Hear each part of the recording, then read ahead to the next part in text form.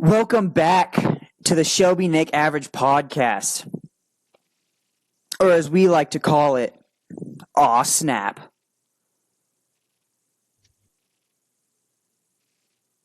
Dang, Snap did not come through. No fucking way! Yeah, Are you serious? I don't know what to tell you. Your warm up snaps, beautiful, perfect. I heard them. Can you hear that? There you go. I mean, we can hear a little bit. You know what? I'm gonna do this. I'm gonna record it on Snapchat, and I'm just gonna pull it up. That is dumb, bro. As soon as you record, you for real couldn't hear it. I for real couldn't hear it. I was snapping the exact same. That's funny because I can hear it now. I swear to you, I did not hear it. So dumb, bro. Okay. I won't record it this time. I'll just get it closer, I guess. He is Shelby. I am Nick. A little bit of a mix-up here. Shelby changes his profile picture. Goes with a little bit of a bunny costume. You know, happy Easter. Yeah, a little bit of a happy Easter. Feeling the seasons upon us. It's festive. A little bit, yeah, a little festivities. Oh yeah. You know, we forgot to do this last episode till like the very, very end, so we're gonna get it out of the way. Today is Monday, March 4th. A little bit of an early recording for us, but that's due to. I was gonna say you can be busy. Yeah, that's due to scheduling conflicts on my side. You know, Shelby's always up to do the podcast. I got things going on. So today was actually the only day that I had time to do it. So it's Monday, March 4th. And we are going to get in with a little, how you doing? So how you doing, Shelby? I'm doing good. Today was warm where we're at, and it's just good. Work went by fast, and like you said, doing the pod, and pod days are always the best. So, how you doing? Right. The nice weather is absolutely immaculate. Love to see it. Going outside, right? And going outside in like a hoodie and shorts type of weather. Oh, borderline. Don't even need the hoodie. I just like to have it because it was a bit windy today. Oh yeah. It was fabulous. You know, these past couple of days, they've been some days. They've been some long days, they've been some days. But it's like you said, nothing beats a podcast day.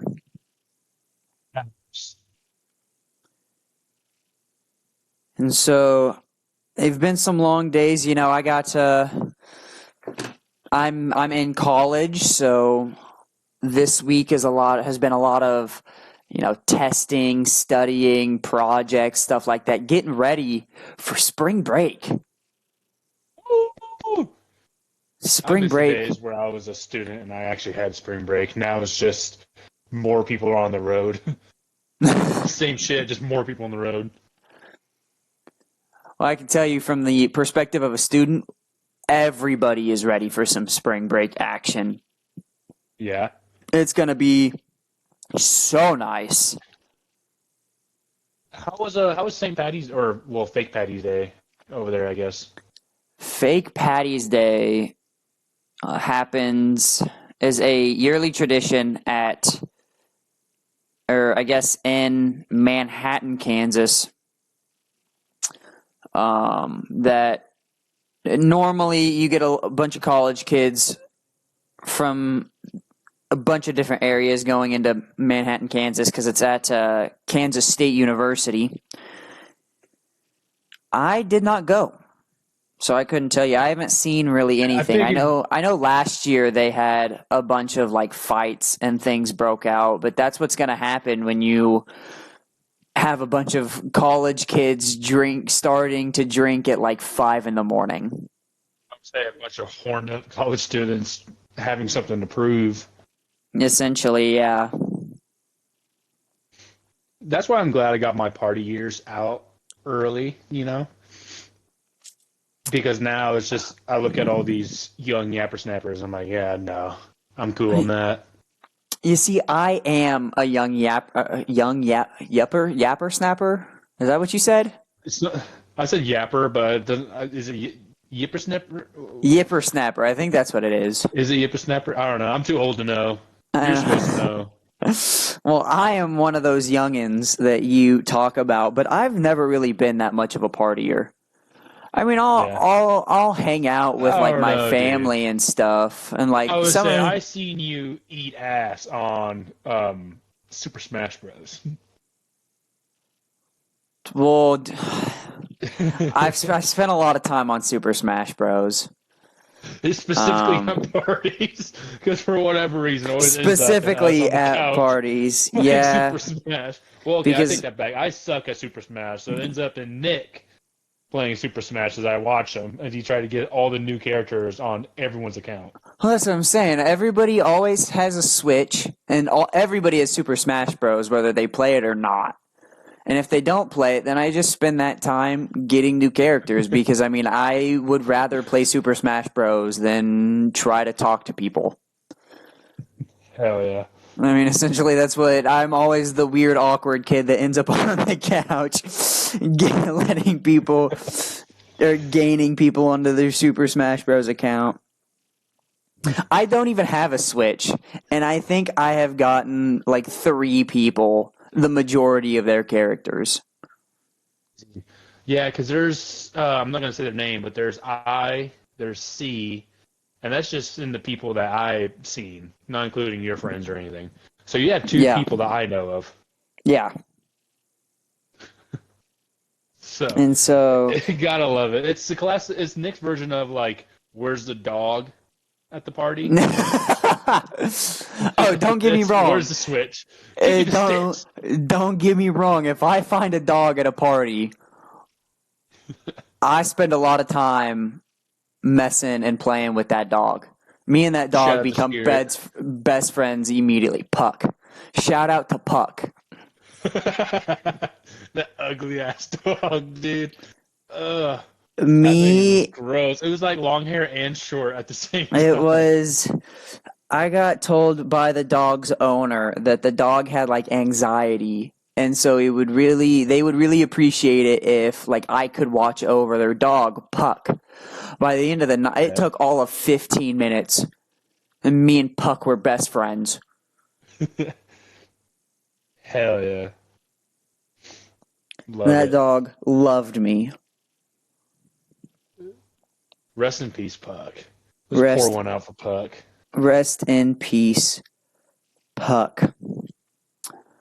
But Spring break what's is coming the? up. Spring break is next week. So technically this week is midterms week in college. So a lot of classes halfway through take their midterms or their second test or get the like midterm project out or whatnot. But I had to do all of that early because I have to go out of town to work for 5 days straight. Today's Monday. I leave town Tuesday at like noon, and then I don't even get back until like Sunday at like 10:30 p.m. Mhm. And I'm And working all it's like out of those 5 days, I think I'm working like 12-hour days, 5 days. oof, But it's going to be oof. fun. You know, I'm very interested because of the field that I'm going into is obviously sports, hence why me and Shelby started this podcast. But so it's tournament basketball that I get to work. And so I am very excited to be able to work and watch tournament basketball for 5 days straight.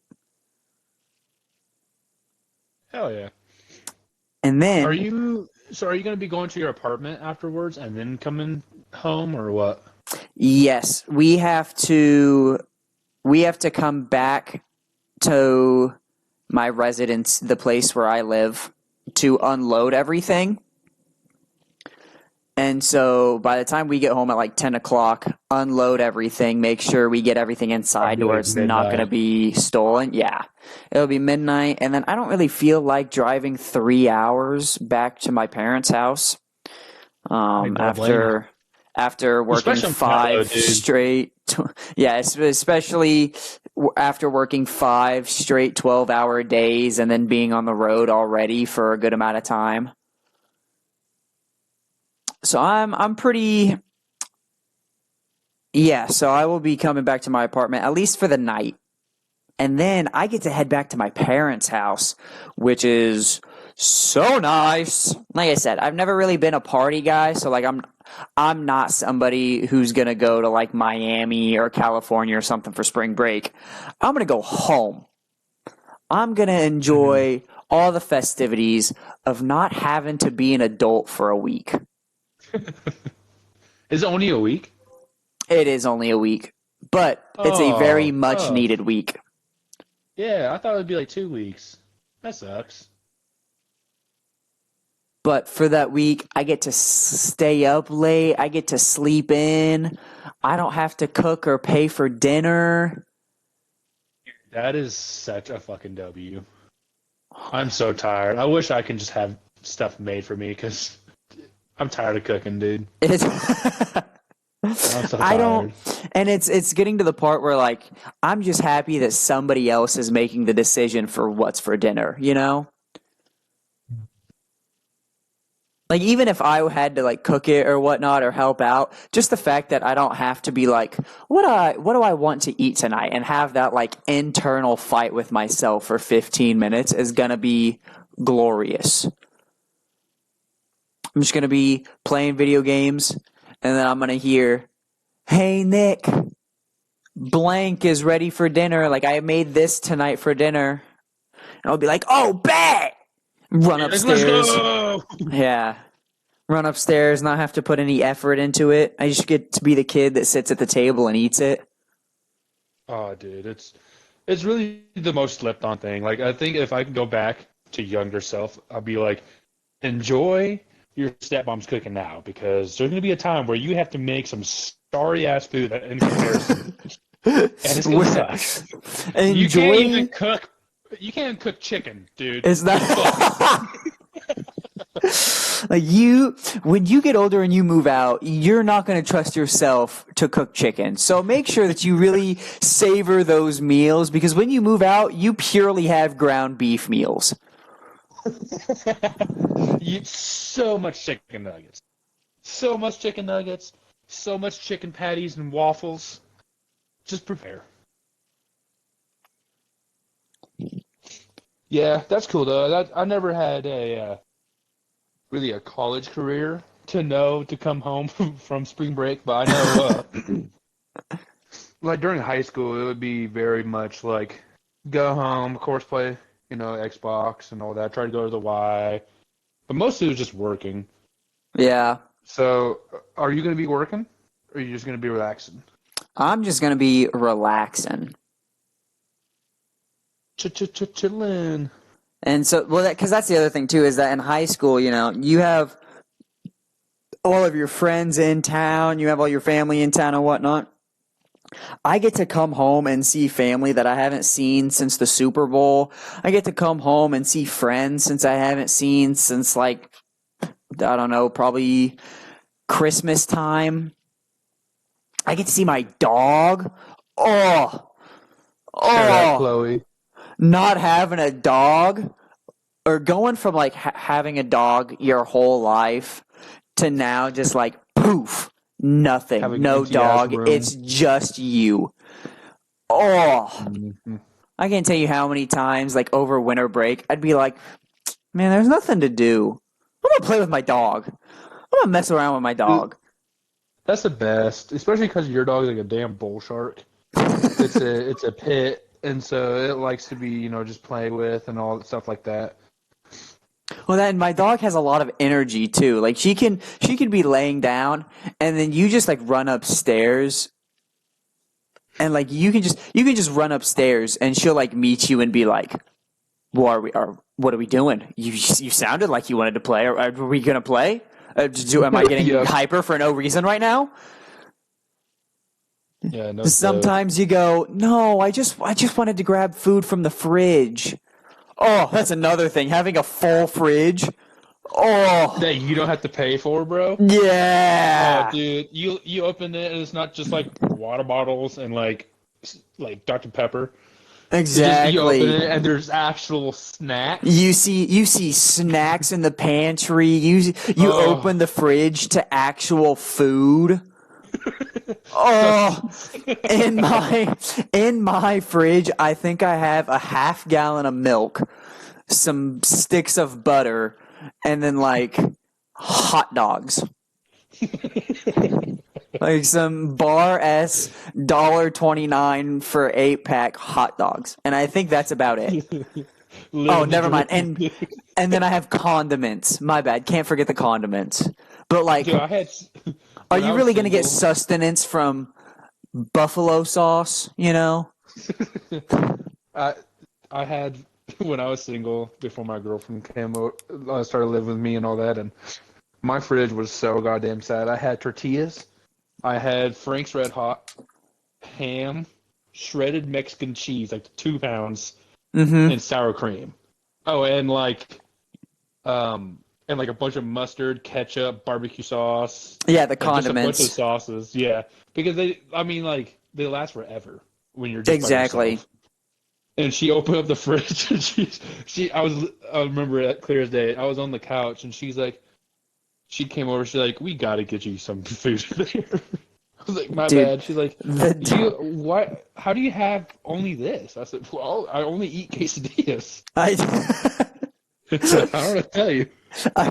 my mom called me on Saturday, so 2 days ago.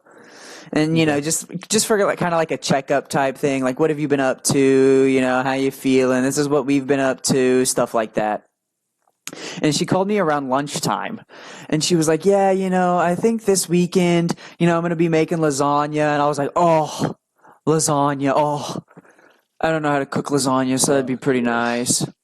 And she was like, "Yeah, what are you gonna have for lunch?" And I said, "I don't know, probably sadness and a quesadilla." Depression. I don't know. I'm really getting full off the sun at this point. Photosynthesis. Photosynthesis. Photosynthesis. That's awesome. Oh, dude. So luckily, when I moved out, I was still like 20 minutes from my stepmom's, Yeah, something so I like can still that. go up there. Mm-hmm. But now that I'm an adult and like I don't have time to go down there all the time, when I do go to stepmom, dude, it is so nice. It is so nice. She's like, "Hey, I'm cooking on the grill." I'm like, "Oh, let's go!" Yeah. Exactly. So, what is here?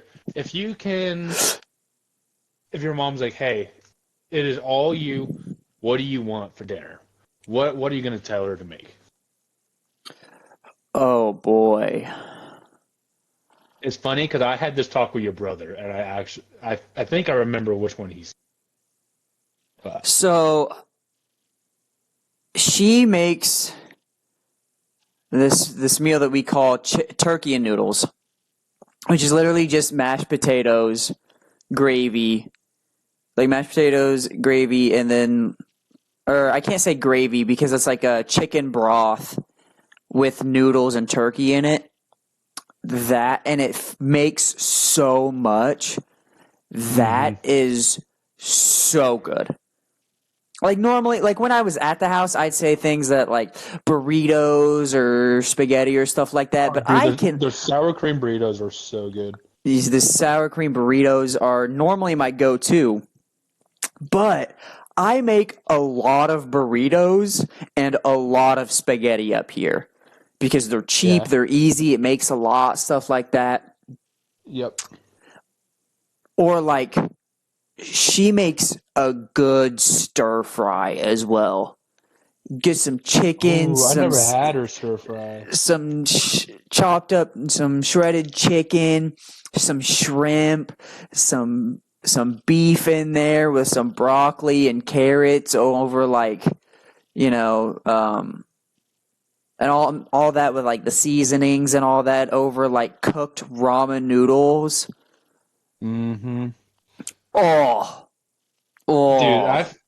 forgot about that. So the stepmom has like a wok and all that, and she'll make one for Mm-hmm. chicken and one for steak. Dude, I might have to ask her, like, hey, can we throw down? We call it fry stir because it's like kind of backwards. But Okay. I might be like, can we throw down some fry stir? That's funny because my mom is very nice, very generous woman. I love my mom with all my heart. Where's She this is going? she is going to ask me what I want for dinner at some point during the week. And stir Yeah, fry is 100% getting thrown out there. Oh! that's awesome, dude. Oh! Especially because next week, all I'm going to be having are like cold pizzas. Because, like, I'm working basketball games next weekend, and the last game doesn't even start. If everything goes to schedule, the last game doesn't even start until 8:15. Oh, Jesus. So, like, all for like the next 5 days, I've been told that the only thing, like, they might cater in something for lunch, which is pretty nice. But all I've been told is that for dinner, we're just going to be having like cold pizza. And so, if I could, when I get some home cooked meals, oh, and my girlfriend already said that she's going to be baking me cookies too. Oh, Is it the one with like the Hershey Kiss in the middle? yep. Let's Peanut butter go! peanut butter cookie with the Hershey Oh, dude. Shout out to Miss Nick, dude. Shout out my girlfriend. She is the bestest. And right now, I am looking forward to my mom's cooking and my girlfriend's baking. Oh, yeah, dude. Hell Oh, yeah. it's gonna be so nice after living off of like poverty meals for like the past like What do you six mean? weeks. You've been having bar ass hot dogs? Exactly. Poverty meals. Nah, dude, that's cuisine. Do you In do some you countries, that's a delicacy. do you realize how cheap bar S hot dogs are? I do. That's actually so. Growing up, I lived in a trailer park, and so we were like Mm, broke, and we had a gas stove, and I can't tell you how much times we would just have hot dogs for dinner by putting the hot dog on the gas stove and cooking it. So it'd be like kind of like a campfire style hot dog. I yeah. can't tell you how much time. And then of course, sliced bread, no Of buns, just course. Well, sliced bread. that's what I do too. Yeah, I'm lucky. I get to throw a little ketchup on it, but that's because condiments last us forever when we're broke and single. Or, excuse me, not broke and single, broke and living oof, alone. oof, We were oof. just talking about how goated of a girlfriend I have. Let's not call me single. I was gonna say she gotta kick your ass, dude. She really is. She gonna use all them 10 rings to just beat the hell out of you.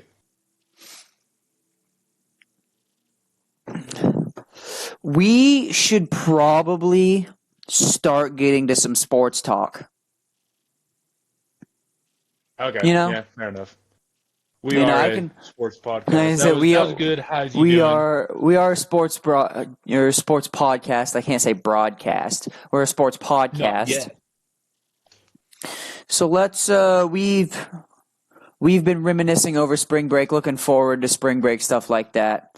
But let's finally get on to some NFL, NBA news, maybe a little NCAA breaking records news. But starting out in the NFL, once again, excuse me. Once again, today is Monday, March 4th. Just want to throw that out there. And the top story coming out of today, the number one story coming out of today, is potentially the greatest center to ever strap up the laces finally announces his own retirement. Jason Kelce of the Philadelphia Eagles officially had a press conference where he mentioned everybody that he could. Anybody and everybody that he thought of. And Jason Kelce officially retires from the NFL. Will be missed. That press conference was one of the saddest things I've seen. For sure. I mean, because like everybody's emotional, obviously. I mean, Jason Kelce is calling it quits on the thing that he's done for literally his entire life. And so he was very emotional up there on the stage. But even like there's people that recorded the crowd, and specifically Travis Kelce and Donna Kelce, you know, family members of Jason Kelce. And like Travis Kelce was crying as well. Donna Kelce right there was crying. And like you can just hear like the pain, or not necessarily the pain, but like kind of like just the heartbreak of Jason. Yeah. Jason Kelce through his speech. So sad. I about cried. I'm not even an Eagles fan. Yeah. I mean, it's really sad because it's just how much emotion he puts into it. And truthfully, that's why I like their podcast, because you do get to see the other side of football players that, they're very emotional guys. And yeah, we always say that, the reason why the Kelce's are so good, or one of the reasons why they're so good at what they do is they put all their emotion into it. I mean, they leave everything on the field.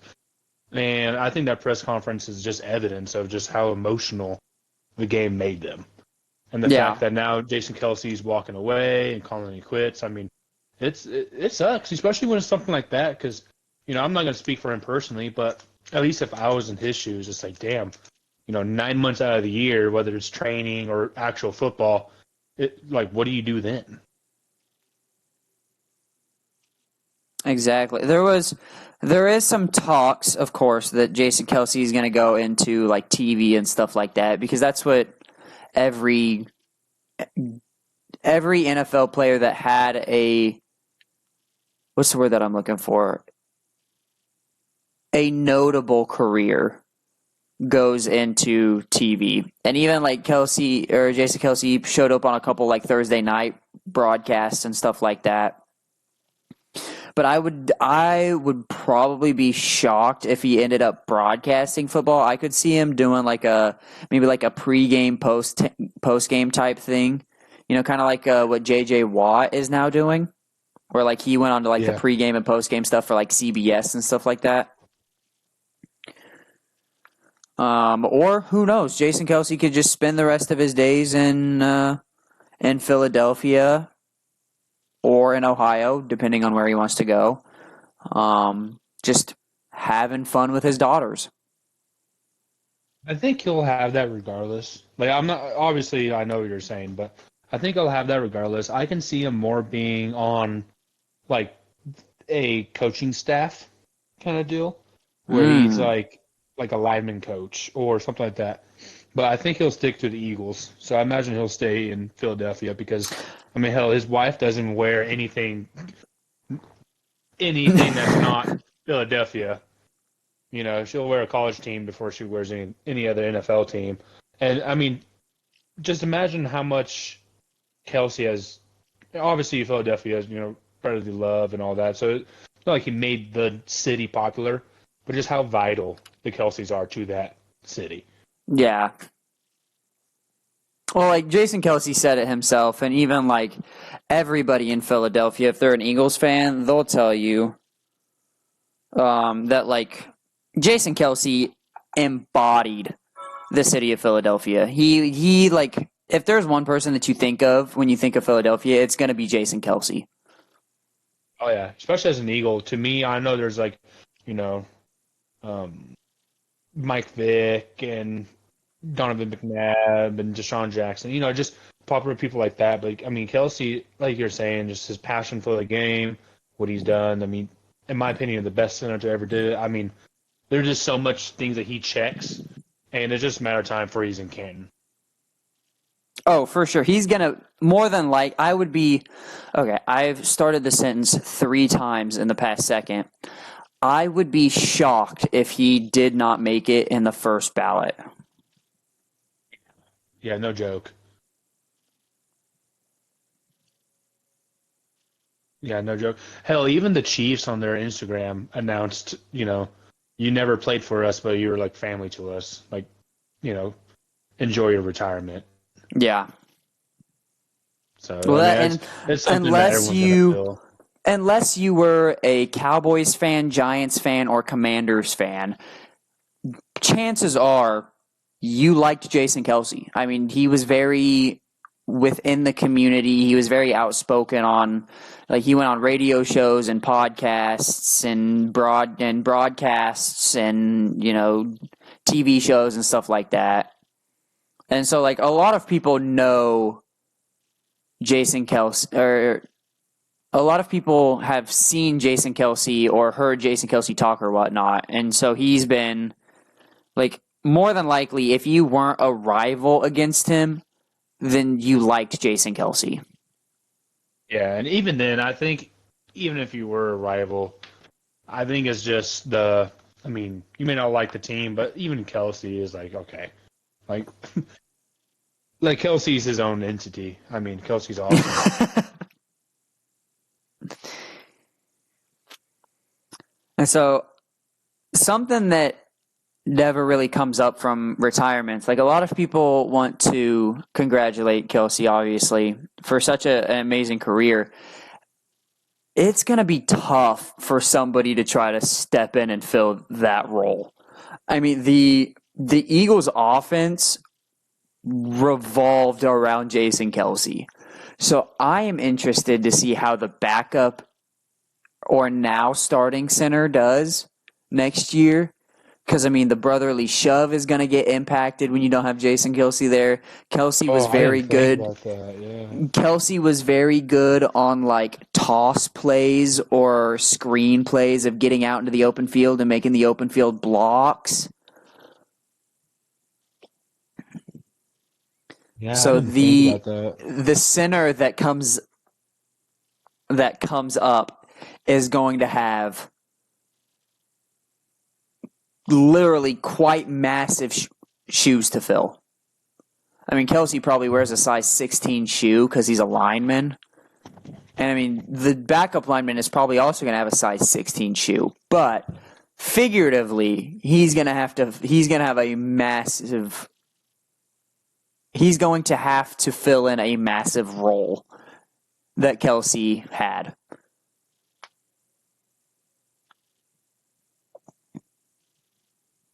Yeah. You know, obviously, all best luck to him. I hope he loves retirement. I hope he's not done with football, you know, not in terms of playing, but I hope he revolves around it still. I mean, NFL is better with him in it, and that's just the type of guy he is. You know, it doesn't have to be playing. He impacts the game, even just being there with his knowledge and his very open personality and stuff like that. Yeah. In other NFL news, the Kansas City Chiefs let go of Marquez Valdes-Scantling. Now, there was a lot of controversy around Marquez Valdes-Scantling around regular season time. Obviously, he is the deep threat target for the Chiefs, and he had a lot of bad drops throughout the season. Yeah. However, come playoff time, I mean, scored a touchdown in the Super Bowl, made the game-sealing catch against the Ravens, had an impactful couple of plays against the Bills. I mean, he really stepped it up come playoff time. And a lot of Chiefs fans are thinking that they're just going to re-sign Marquez Valdes-Scantling for less money, which I think would be the smart play, because I am shocked that they let him go in the first place. Yeah. Who's the other receiver that was dropping? He was a giant. I don't know why he cannot. Kadarius Toney. Yes. The NFL version of Lil Wayne. Lil Wayne. The NFL version of Lil Wayne. Fair enough.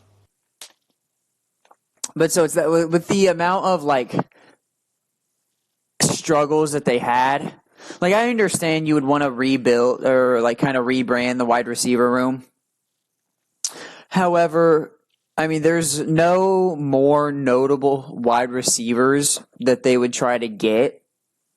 And I say no more, and that's because as of Monday, March 4th, day that we were recording this, Mike Evans signed a 2-year, $52 million deal to stay with the Buccaneers. Now, a lot of Chiefs fans were hoping that Mike Evans would go to the Chiefs because, I mean, that would be a nasty duo between Mahomes and Evans. But so I think with Evans signing back with the Buccaneers, they are kind of put in a pickle to where they should re-sign MVS back. But those are just my 2 cents. Yeah, I think I gotta agree with you. What's funny about the whole Mike Evans thing is, so we were talking about him last week about, going places. I didn't even consider him staying. I thought for sure he was gone. I didn't consider him staying either. However, I think the fact that Mike Evans stayed means that Baker Mayfield has a better shot of staying. Right. Which we saw what those two did in the playoffs. I mean, they had a rough regular season, but they still made it to the divisional round in the playoffs and played a competitive game against the Lions at that too. Yeah, I feel like a very 2020 OKC Thunder where they weren't supposed to be there, but they were. Yeah. Now, granted, the Thunder were young at that point, but with the Bucks being a little older, but yeah, I don't know. I hope good things happen. I mean, Evan's been there his whole career, so I think at this point you might as well stay. I mean, he's what, 30, 31? I think 30. He's getting up there, at least in age of NFL wide receivers. Yeah. And then, I mean, I'm looking at his games played, and he's been relatively healthy. I mean, well, relatively healthy, and he's had I believe it's 9 straight seasons where he's had 1,000 yards receiving. Yeah, he's had 1,000 yards receiving or more in his whole career. Yeah, that is insane. Yeah. And what's funny is I never, and maybe this is, just a personal problem, but I never consider him like top 5, top 10. His name just always sneaks past me, and I think that's because he's so consistent. Yeah, well, it's that, and he doesn't really make the the flashy plays. If you want speed, if you want the 70-yard touchdowns, you go to Tyreek Hill. If you want the phenomenal catches, you go to Justin Jefferson. If you go any attribute, it seems like somebody does better, but he is one of, if not the best, well-rounded physical wide receivers out there. Yeah, I mean, huge red zone threat.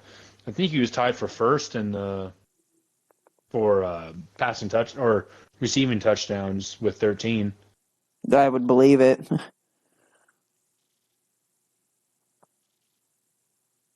Yeah, so here, I pulled up his stats, and it says he has 79 receptions, which is tied for 24th, but 9th in yards with 1,255. He has 13 touchdowns, like I said, and his average is 15.9, so 35th in the league. So it's like he don't really get all that much. He don't really average all that much yards in terms of amongst his peers, but he's still a dog in touchdowns and top 10 in the yards. Well, and it's kind of hard for Mike Evans because Chris Godwin is right next to him as well. Or not right next to him, on the other side of the field, who is also very much a prevalent threat. Yeah. And I think keeping those two is honestly very good for the Buccaneers as well. Yeah, I think so too. It gives the team a little bit of identity as they kind of figure out if they want to stick with Baker or if they want to kind of venture off.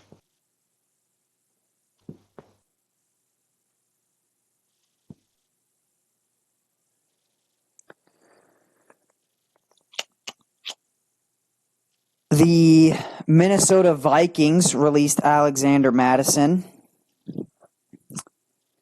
It has been a rough year for Alexander Mattison.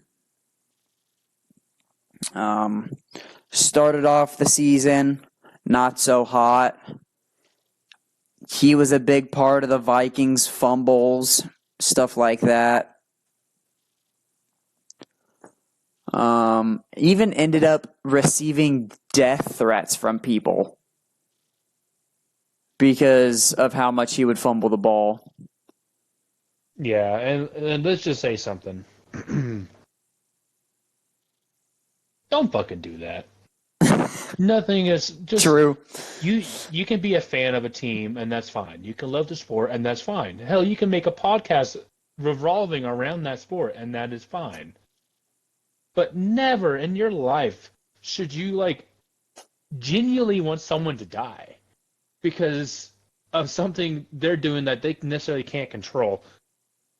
I promise you, I give up everything I love to say that Alexander Mattison did not intentionally fumble. He's not like, fuck it, whatever.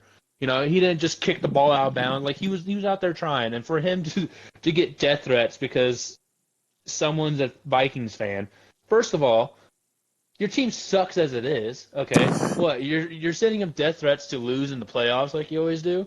And I'm talking my ish. You're gonna lose in the playoffs regardless. So you sending death threats to Madison is not doing anything. If anything, it is now causing this man to, kind of lose himself.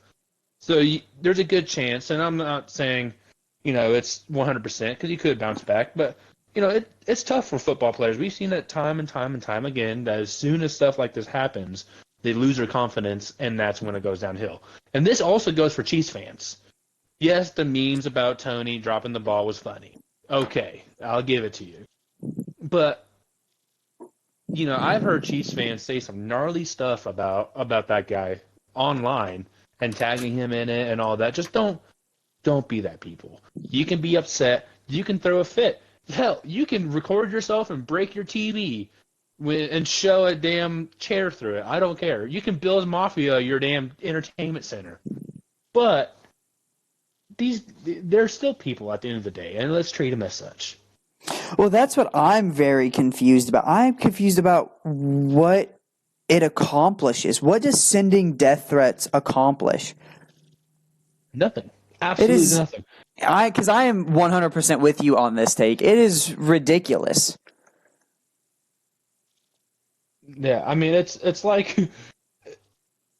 it's like if you're working at an office job, and let's say you drop your pen, and across the room you hear "motherfucker" and just come at you. It's like it's so insignificant, and it's like yes, your day may be ruined, your week may be ruined because of of an upset loss or anything like that. But who cares in the grand scheme of things? And here's the thing: more often than not, if you're in that position where a drop pass or a fumble or loss of yards or anything like that happens for you to lose the game, there's 5, 10 other plays that you could have performed better that could have negated that. It's your fault for having the game that close anyway.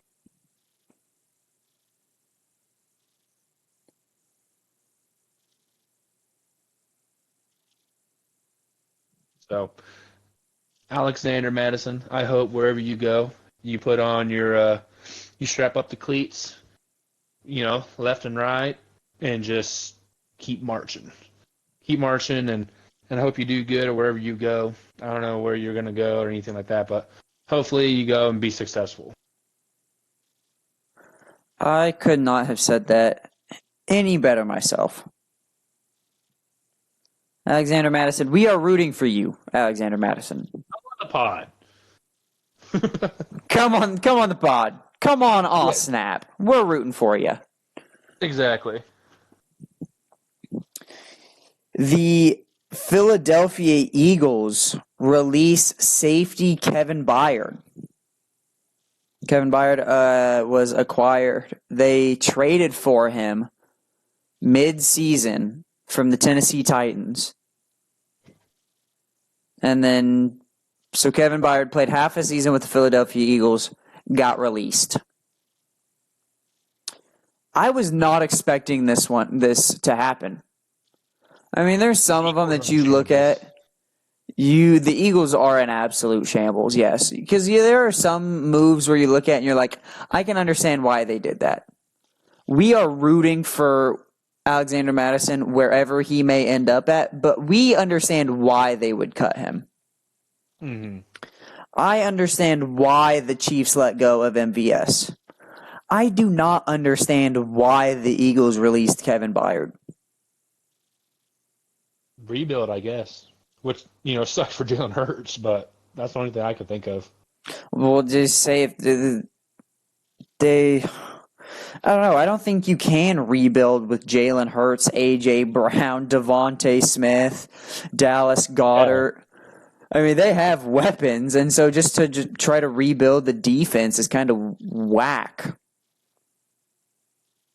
I don't know. Maybe we're going to see some major shakeups. I'm not sure. That would be nuts if Jalen Hurts gets traded. That would be nuts. My girlfriend would be in shambles. She just announced her Eagles fandom because she's in love with Jalen Hurts, and just for him to switch up teams. That poor woman. So she became like an official Eagles fan this year, and then of course they went through that rough patch of their season and whatnot. And then Jason Kelce retires, and then if she if Jalen Hurts gets moved, she might be crying. Like, I may have to come for her. I'm not sure what would happen. So it is funny that you say that because even though, so your girlfriend announced that she was an Eagles fan. My girlfriend won't announce it, but she rooted for the Philadelphia Eagles because of Jason Kelce. I mean, she liked Jason Kelce that much from like the podcast and stuff like that. So today, my girlfriend is in absolute shambles because like her favorite player in the NFL just retired after only like a year of liking him. Like she knowing was he's even alive. Yeah, because she was like, "Oh, I really like the new podcast, New Heights podcast," and so like obviously with that you get to see the characters of Jason and Travis Kelce, and so she was like, "Yeah, I really, really like Jason Kelce. I mean, Jason Kelce's probably my favorite player in the NFL." First off season, retires. Rough. It is all of the Eagles fans and Eagles fans that came out of the woodworks are in absolute shambles right now. I was saying, not to mention all the people that bought jerseys. Yep. Kelly Green, Kelce jerseys. Yep. Tough. Absolutely tough. So moving off of some free agent things that happened, the NFL Combine was last week. And now we could tell you, kind of everybody who did good or bad or whatnot, but honestly, like the Combine is there for people to be able to show off their skills. I thought it was funny how fast things got intense during the Combine. So Caleb Williams is the unanimous number 1 overall selection. And he did not compete at the Combine. He said that, it's of interest of him and his teammates and his family that he's just going to do a pro day. And so he did not compete at the Combine, but he still showed up for like interviews and stuff like that. Caleb Williams steps up to the podium, goes, "Hello everybody, how's it going?" Before he could even finish his hellos, some journalist goes, "Are you not competing because you're scared?" That's someone that made some bets. That's not that's not the like full quote of the journalist, but like paraphrasing that journalist. He just like, are More you or not less, competing because you're scared? The dude didn't even finish his thought of hello yet, dude. Calm down.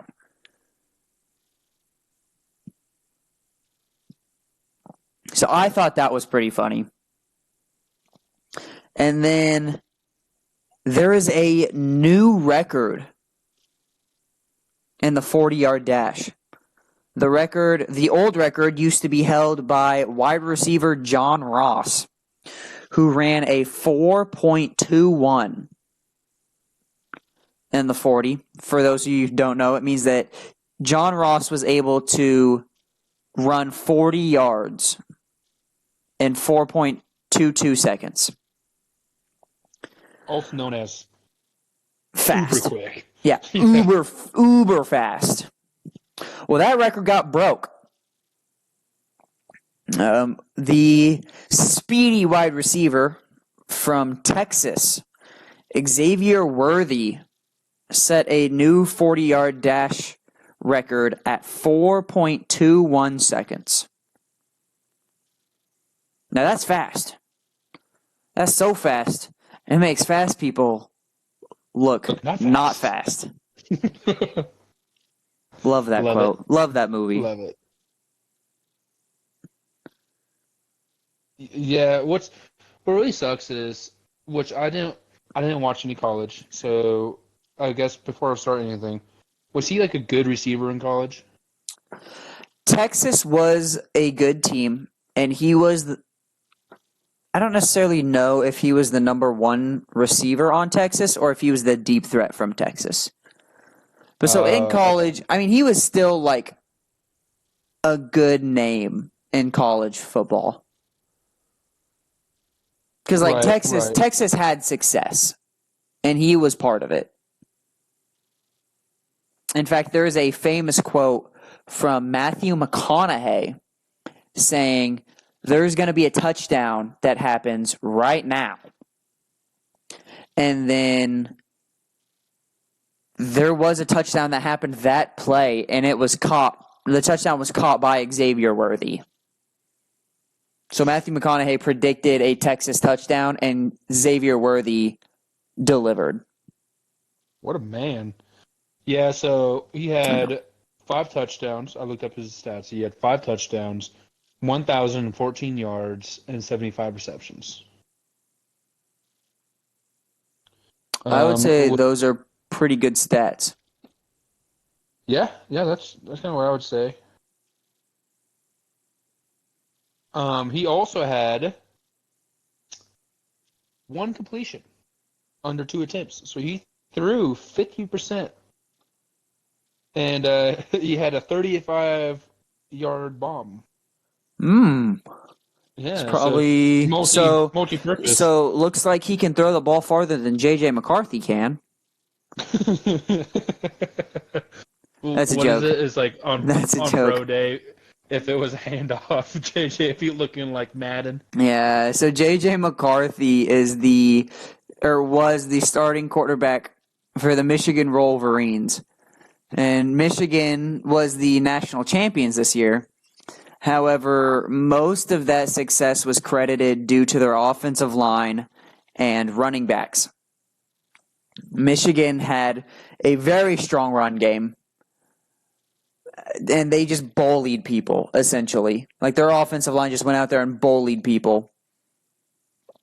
And so there's a lot of memes coming out against J.J. McCarthy, where it's like J.J. McCarthy's in shambles during the throwing drill at the NFL Combine. Too bad it wasn't a handoff drill.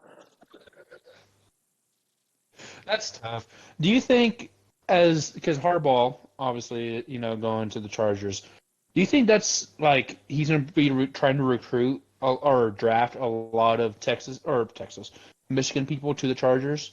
Or do you think that's something where he's like he knew what he had, but he's like, see way better prospects out there? I would assume it's the latter. Where, obviously, because, the strengths and the weaknesses of the players on your team when you're in college. And so it's that. I think, like, if it gets to certain rounds, that I don't think it'll be shocking if he. I don't think it will be shocking if he does end up drafting a Michigan Wolverine. I mean, at some point during the draft.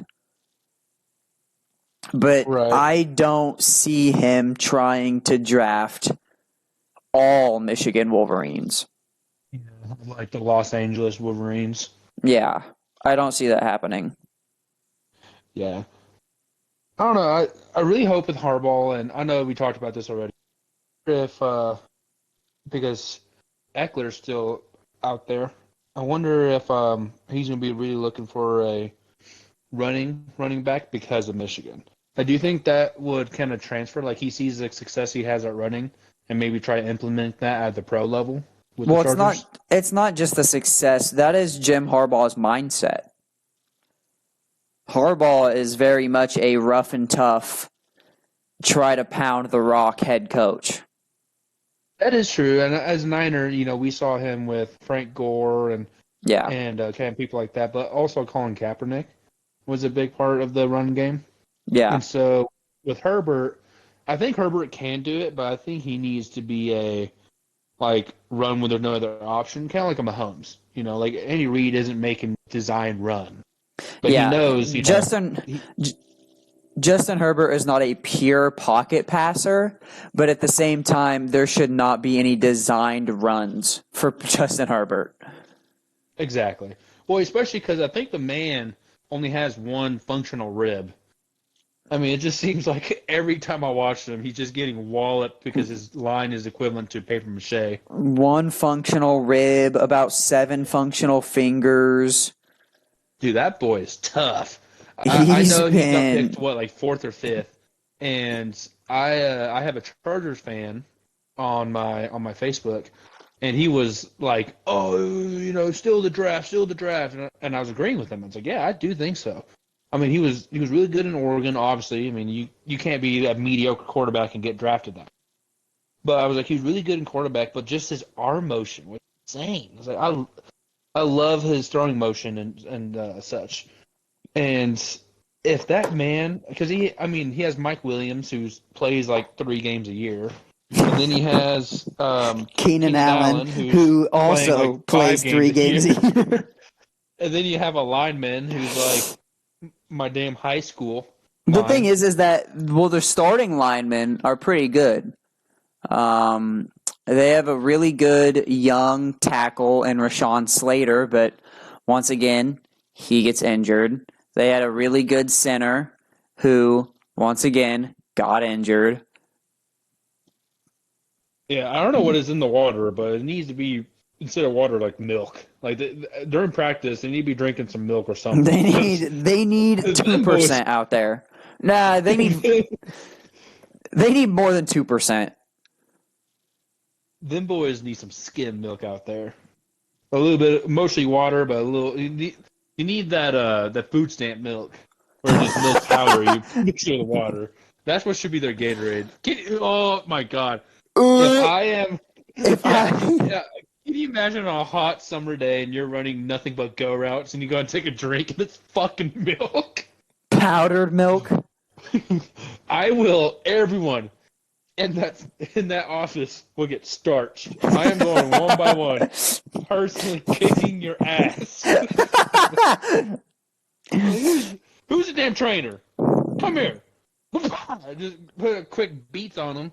Like, coach, come here. I got qualms with you. It's like, defensive coach, you don't have anything to do with me, but you get in the beats too. You're not excluded from this.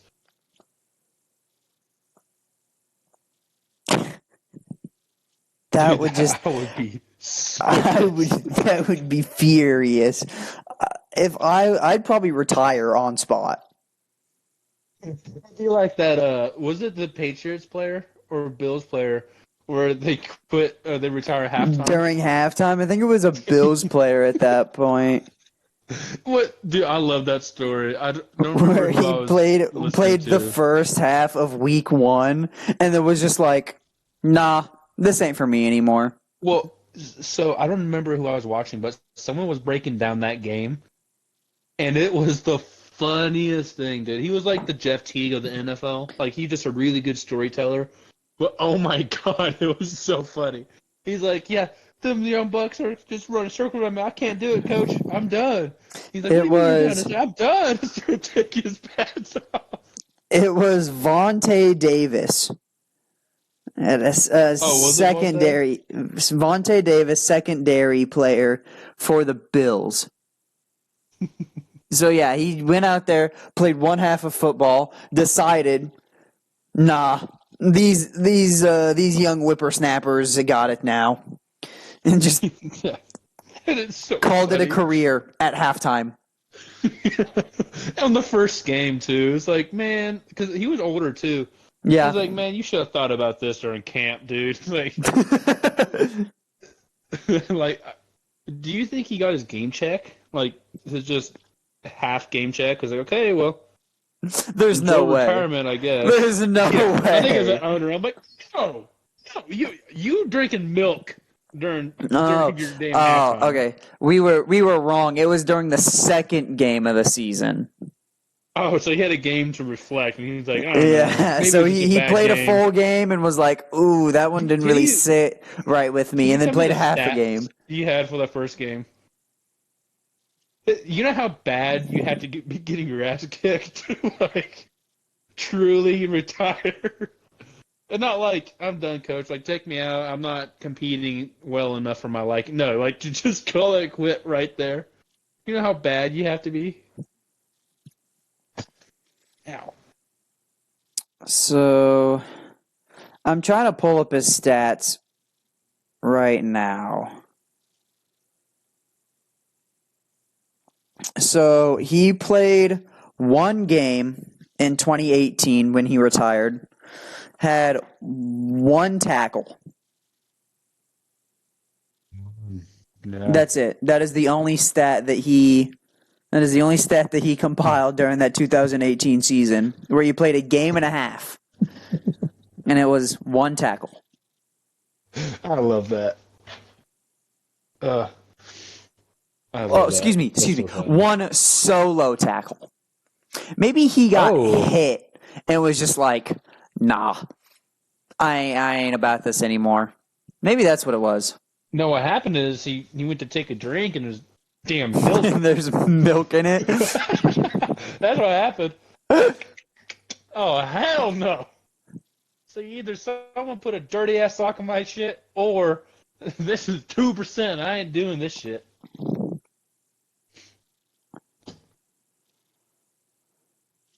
Ah, shit. Well, is there anything else NFL related? There is not anything else NFL related. I was going to move on to some NCAA news, where there is a new all-time leading scorer in the NCAA. Shout out to Ponytail Pete. I have not heard that nickname, and I love it. Yeah, dude, I seen it, and I was like, that is perfect. I love it. I have not seen that nickname yet. But Caitlin Clark, a.k.a. Ponytail Pete, became the NCAA all-time leading scorer. She became the all-time women's leading scorer earlier this season. Now she holds the records for most points ever scored at the collegiate level, both men and women. Yeah, good for her. You know what's really crazy is, so I went to Applebee's with the girlfriend for a date night. What? Where are you getting at? That was a complete 180, but keep going. No, it's not. You'll see. So I went to Applebee's, and on the TV right above us was women's basketball, and I was watching it, and you know, it is crazy how much publicity women's basketball has gotten over the years with NBA players, you know, really pushing for it and all that. But I didn't realize how, like, I was having a lot of fun watching Notre Dame versus, who was the other team? I think Louisville. I want to say it was them two teams playing. But, of course, you know, Caitlin Clark was mentioned like 6 times throughout the thing. But it is crazy watching a at women's basketball, and this is sound really bad. Oh no! So bear with me. Oh Bear with no! me, because like women's basketball used to be like the laughing stock of everything. Mm-hmm. Like the memes of someone broke into my car and I had 2 women's basketball tickets. They broke in my car and now I have 4, kind of thing. Well, Yeah. I was having a lot of fun, like truly watching it, just within the last like 5-6 years, just how much the game has changed. And with Caitlin Clark being the all-time leading scorer, I think that like I can see WNBA and stuff like that really kicking up a notch. Because have you seen those videos of people standing in a huge line outside of Iowa State to watch, or is it Iowa or Iowa State? Iowa. She's a Iowa. Hawkeye. Hawkeye. Um, Standing outside of the stadium, like, I mean, a hella long line to watch that. And back in the, like I said, 5-6 years ago, I mean, it was dead. I mean, hell, she played in what stadium was it? It was a college basketball or college football stadium, and that thing was packed. I mean, she's like Yeah, I remember single-handedly that. changing it, and it's insane with just how much gravity one person can have for a sport. Um. Also, I would like to note that ticket prices have tremendously skyrocketed for Iowa games as well. Yeah, Like, I believe because it. Caitlin Clark announced that she's going to be going to the WNBA draft, which she will be more than likely the first round pick. Or not, she will 100% be a first round pick. She will, without a doubt, be the number 1 overall pick.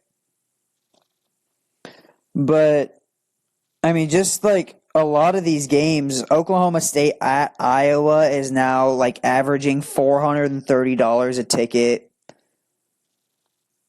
Iowa to Indiana Fever last year averaged $60 a ticket, and Indiana Fever this year, since Caitlin Clark is going to be in it, is averaging $152 a ticket.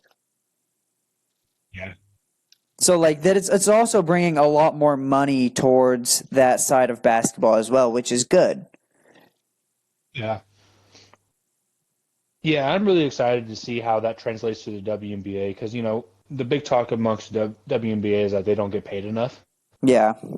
And I'm really interested. I mean, if she's able to do this at this small of a level, I mean, can you imagine, her, being able to watch Caitlin Clark, Kelce Plum, just all them bigger name women in the sport really make a name for the sport. And I also feel like the WNBA is finally doing a better job of publicizing it. You finally have, like I say finally have, but like, you're having WNBA players and like the NBA All-Star Weekend type things, and like, a lot of sports centers starting to get behind the WNBA a lot more, and like you said, you're starting to see a lot more highlights and stuff like that. Mm-hmm.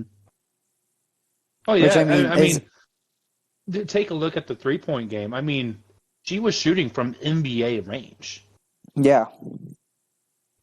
Like, I mean, there's no excuse. The only excuse you can which I think would be stupid for you to bring up, but is the ball size. But that's only because she's used to that size. I mean, she was doing what the man was doing and would have got second place. I mean, she would have been the 3-point leader, champion if she was competing. Yeah, if Sabrina Ionescu was in the NBA 3-point competition, she would have had a shoot off with the NBA champion or 3-point champion. Was it? I thought she got 28 and Lillard got 26. No, Sabrina Ionescu had 26 and Lillard had 26. Curry had 29. I thought he won on the last ball. Here, I'll did. look that up as you keep. He did. I watched it. He did. He did win. It's because he had 24, and then on the last ball he made the money ball to get 26. The money balls are 3 points. Money balls are worth 2 points. So how was that 29?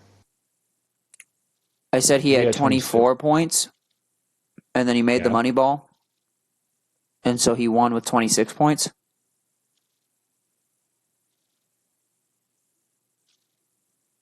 Okay.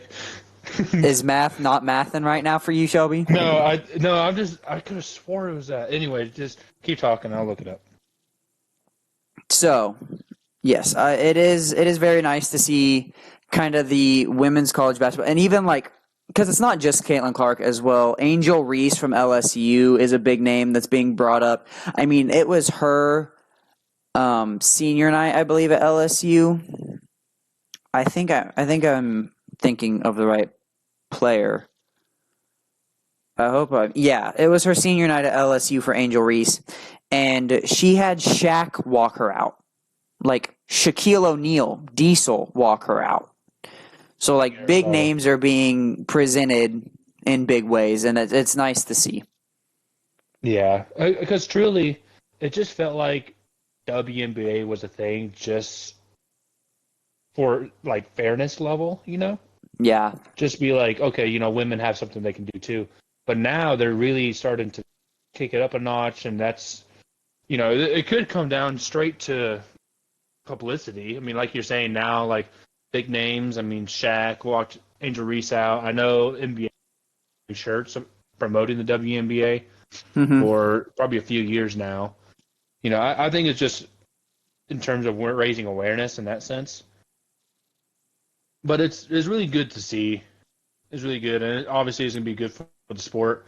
I think it's going to be really motivating for, you know, younger women and kind of stuff like that, just so that, hey, this is possible, and it's not, you know, taken as a joke. Like, it's nothing to take lightly and stuff like that. So obviously it's good to go, and congratulations to Caitlin Clark. Come on the podcast for your new hey, one of these days somebody's going to listen, and somebody's going to act on it. And so we're just, you know, it's a numbers game, you know? Exactly. Just speaking. Yeah. I may only make one shot out of 1,000, but I still made that one shot. But that one shot is hopefully going to be Scotty Barnes, because Scotty Barnes is a national treasure, and we would love to have him on the podcast. That is true. And also, get well soon, Scotty. Get well soon, Scotty Barnes. He went down with an injury. The only player in the NBA to lead his team in the 5 main stat categories: points, rebounds, assists, steals, and blocks, I believe it was. Probably. And so, you know, good all-around, well-rounded player. Went down with an injury. Don't like to see the injury part, but we do hope that Scotty Barnes gets well soon, because we love to see him and all of his fun shenanigans on the court. Oh, yeah. A super cool guy. Definitely a special player. So, where were you, Shelby, when LeBron James became the first player to score 40,000 NBA points? I was watching the game. I was watching the game, and I had as a good podcaster does. Exactly. I was watching the game too, and I was like, man, I think nothing would be more iconic for LeBron than to have his, now not so much classic now, but or not so much iconic now, but classic LeBron fadeaway at the baseline. That is, like, when I think of Miami Heat, I don't think of the alley-oop from, you know, Dwayne Wade, or I think of his turnaround jumper that was almost always cash. I can't tell you how much times my stepbrother would be playing as the Miami Heat on 2K and just spam that move. I mean, it was so good. But instead, I believe it was a layup. I believe it was a spinning layup. It was. It is insane how much points this guy has. Is that just regular season points, or is that total points? Total points. Total points, okay. It's so weird that, like, because LeBron had the most total points for a while now. Yeah. He passed that mark, like, last season, where he overcame Kareem. Like, early last season, but then, like, nothing everyone's like, well, it's not regular season. It's like that's so funny that, especially for LeBron, his goalpost keeps getting moved and moved and moved. Now, I mean, he's the best in damn near everything. Yeah. So it's like, I don't know what the hell you're going to be able to make up now, other than the fact he has less rings than Jordan. But where were you? Where was I? I was lacking. I was slacking. I know. Nah, dude. I know. I had just gotten done broadcasting a couple games of my own. Had a migraine. Laid down. Oh, that was the same day, wasn't it? Laid down, took a nap, and woke up to 80 million notifications from ESPN saying LeBron James now has 40,000 career points. And I went, I'm slacking. Right.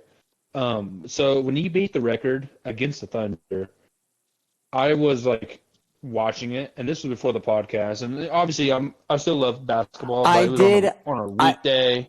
I did watch that Lakers versus Thunder game live. I did. Yeah. I was able to see that one. Shout out to Thomas Bryant for calling for the ball. You know damn well LeBron's not passing up on his night. But I stayed up and made it a point to watch that. Like, it was a late night game and everything. I made a point to stay up and watch that. Yeah, and it was like on a Wednesday or something too. Yeah, it was like middle of the work week. Yeah, the next day sucked. Yeah. Because that was when I was working real early in the mornings too. Mm-hmm. So I had to get up at like 5:30 and do that. Oh, shit sucked. I was like, I'm not gonna miss this. But I don't know, is it just me, or is like 40,000 points just a weird benchmark? Like, yes, it's tens, you know, so it makes more sense. I don't know, but to me, it's just weird to make like a big deal of 40. Well, it's the first player to ever hit it, though. Well, I know, but it's also the first player to hit 39, and then 39.50. You know, it's just like, if you're gonna break it down like that. Yeah, but 40,000 is just a nice round number, you know. I guess that's true. I don't know. I guess more so, I'm just tired of the, because it's that when you're looking at the speedometer of your car, do you get excited for an 80,000 or like an 87,000 miles? No, you get a little excited when you see 90,000 miles. Or not your speedometer. I just know I'm that much closer to having my shit break. But it's that, so normal people I get excited when they look down and they see 90,000. Same way that like 40,000 looks. It just looks nice and smooth with all the zeros that back it up. I don't know. Maybe I'm probably just alone, but I don't know. It's just a weird thing to make it as big of a deal as it was. But did you see Jokic before the game say he's going to hold LeBron to 8 points when he needed 9? Yes, I did see that. Jokic is hilarious. I would love to see Jokic, Luka, and Scotty Barnes all in the same room. That's a podcast that needs to happen. And Giannis. No, because Giannis would be too busy throwing us like Jordan-ass quotes the whole time. Well, that's why it would be funny, because you would get a conversation between Luka and Jokic, and then Scotty Barnes would try to say something to Giannis, and Giannis would just absolutely throw in a random quote. Dude, that video is hilarious. I love. Giannis is just like, what the hell? The video where Scotty Barnes walks up to Giannis. I swear I've listened to that video 40 times, and I think I finally figured out what he said, and it's something along the lines of like, you know, you're good at motivating people. You even motivated our janitor or something like that. But it straight came out gibberish. The first like 10 times, all I heard was dude,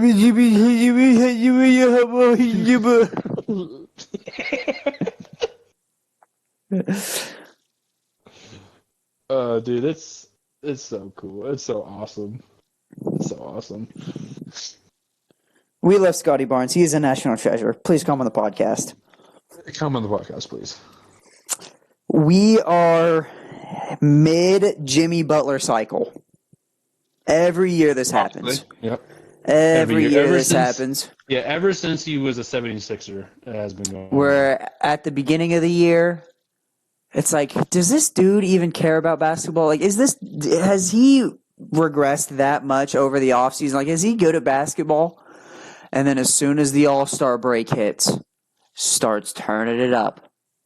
Starts becoming better player. Starts hitting some shots. Starts becoming aggressive, attacking the rim. Dishing out to teammates. You see his stats improving. You see the gameplay improving. And it's going to keep happening. And it's starting to happen this year, too. We're seeing it. The All-Star break ended. Jimmy Butler starting to play better. Before you know it, it's going to be prime Jordan in a Jimmy Butler jersey. And the cycle of Jimmy Butler is beautiful. It happens every year. And it brings a tear to my eye every year. Because I just know. I know there's going to be that 50 or 40 point performance in the playoffs. That's just going to absolutely be beautiful. Last year it happened against the Bucks. 2 years ago I think it happened against the Celtics. And Jimmy Butler is going to become Timothy Butler and make the transition into the playoffs just for the cycle to start over again next year. Yep. So ESPN has a nice little stat. And his pre-All-Star, 21.4 points. He has 1.3 steals, 4.6 assists. And he was shooting, 50%. Right. And Jimmy Butler takes a lot of, inside close and all that. So, the 50% isn't too far off than what it usually is. Post All-Star. He is 55% from the field, 60% from three. He has 5.8 rebounds, so 0.3 increase. 6.3 assists compared to his 4.6. His steals went up by a whole steal, so now he's averaging 2.3. And he's averaging 25.8. So he's averaging significantly more in most categories that he can control, in every category that he can control, because he's going to be able to control steals, scores, assists. Exactly. And they've just all skyrocketed. Love to see it. Oh, here's a little stat. Who do you think he averages the most points against in the league? Just this year. I would assume, based off of things that I've seen, it would be the Celtics. No. He actually averages one of the lowest against them. Oh, did you say this year?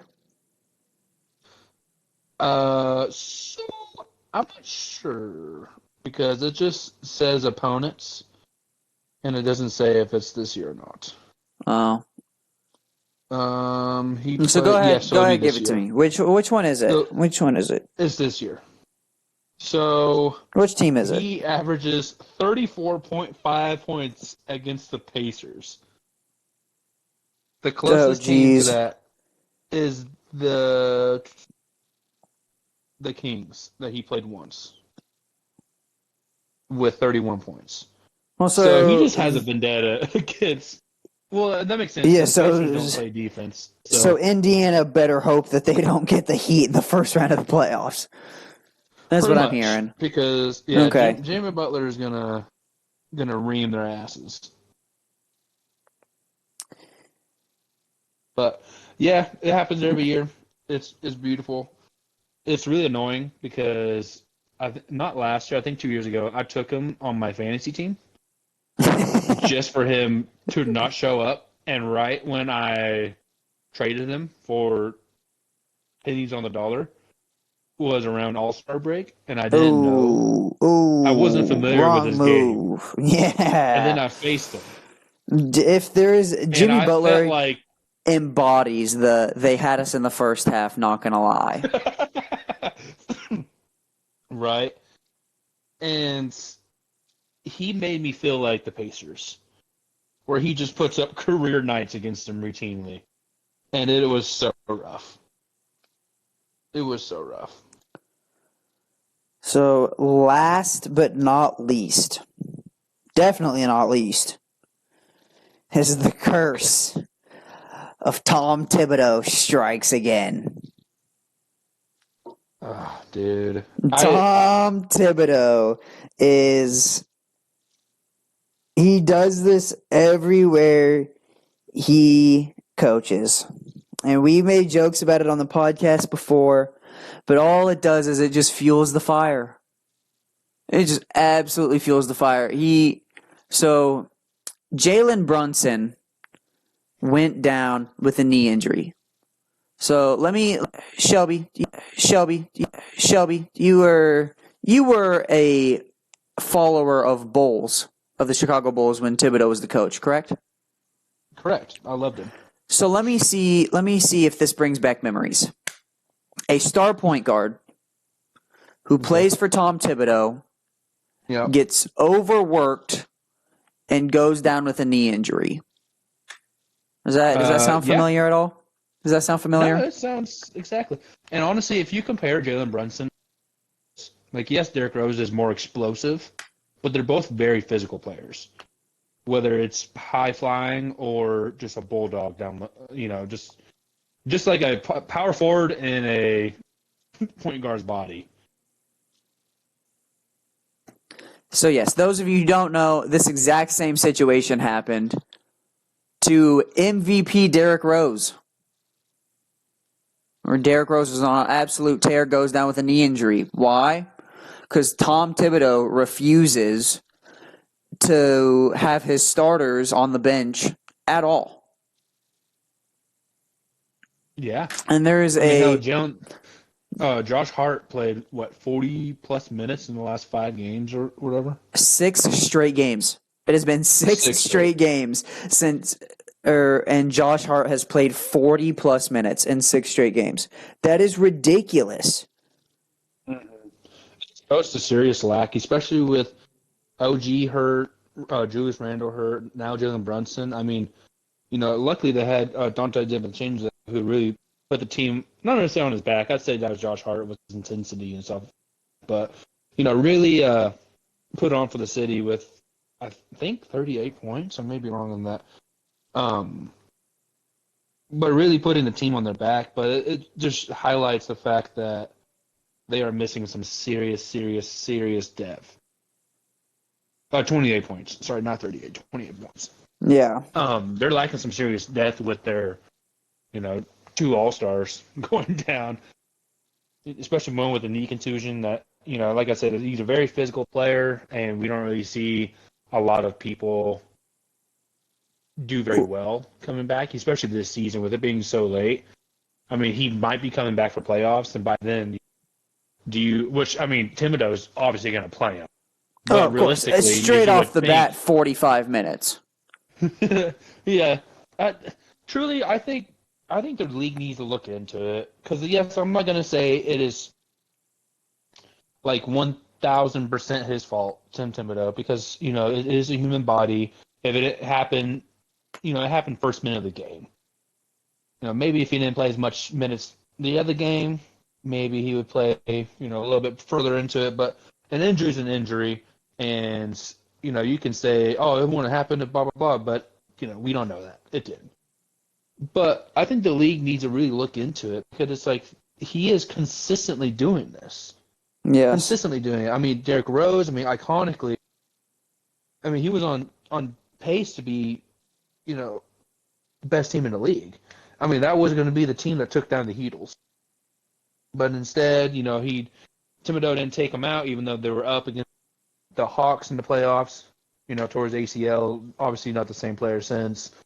And then you had Jimmy Butler, who I believe got hurt as a Bull as well. Something else happened in Minnesota. I don't remember. But there has to be like the Players Association needs to come together and be like, okay, we need to do something about this because Jalen Brunson, like, let's say he takes the same road as Derrick Rose. I mean, you just ruined that guy's career. Like, he may never be the same because of this. I know it's just a contusion and shit, but a knee problem is a knee problem. It can go up or down from there. Yeah.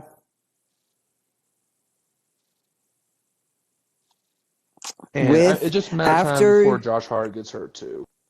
After Jalen Brunson went off the court, the New York Knicks had 3 reserves on the bench. So obviously they had the 5 players playing on the court, but they only had 3 players in uniform on the bench.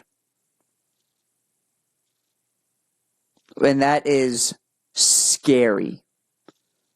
I mean, when you're only pulling up to a game with 9 people in general and then having your star go down and just telling people that, like, we only have 8 people suited up. I mean, as a player, that's got to be scary. I mean, because at that point, you got to look and see, like, what breaks do I get? Now, granted, you're not going to get very many breaks under Thibodeau anyway, but still. Yeah, he's lucky that, he has Josh Hart, who's a damn workhorse. He's been ever since he was a Laker. He came in the league. I mean, he's a Villanova boy, and he just has that work ethic with him. But, I mean, it's just about time for people to get hurt. Yeah. And especially because looking at the standings, they're 4th in the league right now, especially after just dropping the game to the Cavs, which was, they really needed that. But even then, like, let's assume they drop, they're going to be in the playoffs. I mean, there's no way that the Bulls, the Hawks will, surpass them. And so they're going to be at least a play-in, at the very least a play-in. Play some other people and try to conserve their energy for the playoffs, because what's going to happen is the same thing that happened last year, where they get to the physical team in the Cavs and then, get tired. And I believe they still won that series, but you can tell. I mean, it's a very physical game, and then in the next series, they were all worn out. So just conserve your energy, play some other people, and, just get going. And truthfully, this wouldn't be such a bad problem if they kept Quentin Grimes and then they give up on a young person just because he was going through a shooting slump. Yeah, and replace him for I think 38-year-old Bogdanovich. Yeah, well, Bogdan, I think they traded another player off with Quentin Grimes. I may be wrong, but yeah, the Knicks have a lot of question marks, and I hope they're able to figure it out before they get too bad.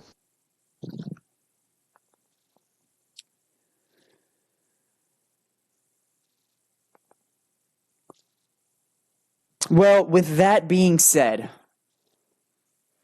I believe that will wrap up this episode of Aw Snap.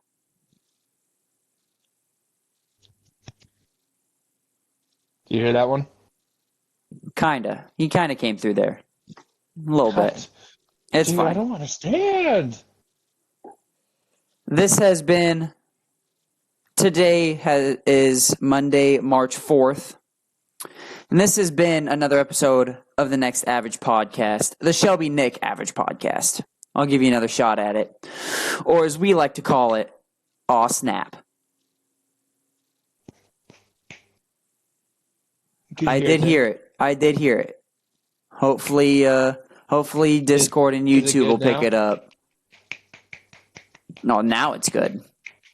Oh, okay. So, I have to hold it about 2-3 feet from my mic because I have the most sensitive mic in the world. At least if you're like not my voice. The man in the bunny costume is Shelby. The man getting bonked with a hammer is Nick. The opinions expressed on the show are our own opinions. Having R and hour right back to back is messing with my brain. Essentially. We thank all of you guys for taking the time, listening to us ramble about anything that we want to at this point. Hell yeah. Make sure to hit that like button. If you enjoy this and you want more, subscribe. Subscribe. We try to put these out weekly. And Shelby, if they've made it this far into the podcast, what do you want them to comment? Go ahead and comment a good old blueberry pancake. Ooh, comment the blueberry pancakes. Love to see it. Once again, we thank all of you for taking time listening to us ramble. And yeah, thank you guys all for listening. Make sure you like, subscribe, share it with anybody and everybody, and we will see you all next week. Bye-bye.